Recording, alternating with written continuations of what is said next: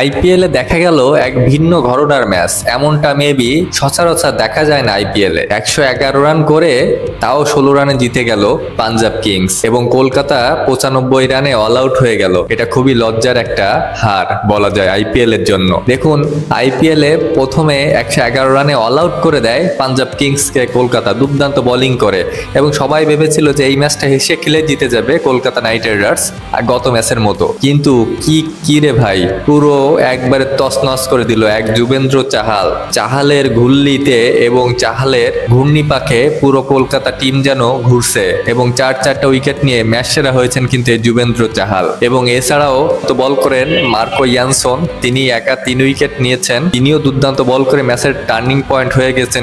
কিন্তু Yuzvendra Chahal man of the match হয়েছেন 4 wicket নিয়ে। এছাড়াও যারা বল করেছে, ম্যাক্সওয়েল সহ যারা বল করেছে সবাই কিন্তু উইকেট পেয়েছেন। এই ম্যাচটা জিতে প্রীতি জিন্তা যে খুশি, এবং ম্যাচটা শেষ বলে যখন অ্যান্ড্রু রাসেলকে বোল্ড করে দেয় মার্কো ইয়ানসন, তখন যে উল্লাস, ডাগ আউট থেকে শুরু করে গ্যালারি এবং প্লেয়ারদের ভিতরে যে উচ্ছ্বাস, এবং সবাই মিলে যেভাবে দৌড় দিয়ে মাঠের ভিতরে আসলো, এবং ডাগ আউট থেকে প্লেয়ারদের ভিতরে যে উচ্ছ্বাস, উদ্দীপনা, এবং মালিক প্রীতি জিন্তা তিনি যে একটা চিল্লায় ওঠা এবং সবার ভিতরে যে একটা আমেজ, এটা আসলে দেখার মতো ছিল শেষ মুহূর্তটা, এবং স্মরণীয় একটা মুহূর্ত। কারণ এমন ম্যাচ কিন্তু সচরাচর আসে না আইপিএলে।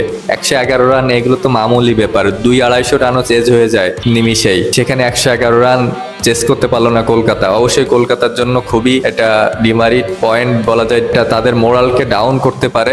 কিন্তু অবশ্যই তারা দুর্দান্ত বোলিং করেছেন কলকাতা, এবং অবশ্যই আর একটু ভালো করলে অবশ্যই এই ম্যাচটা জেতা কোনো ব্যাপারই ছিল না। কিন্তু অবশ্যই ধন্যবাদ দিতে হবে পাঞ্জাব কিংসকে এবং অধিনায়ক শেষ আয়ার, তিনি দুর্দান্ত বোলিং ফিটিং করেছেন এবং সব টিম মেম্বার সবাই মিলে একটা দুর্দান্ত পারফরমেন্স দেখিয়েছেন, যেখানে প্রতিটা বোলার, প্রতিটা ফিল্ডার একবারে শেষ বিন্দু পর্যন্ত দিয়ে চেষ্টা করেছেন। এই জন্য তারা জিততে সফল হয়েছেন। আপনার মতামত অবশ্যই কমেন্টে জানাবেন এবং লাইক, কমেন্ট, ফলো করে পাশে থাকবেন। ধন্যবাদ।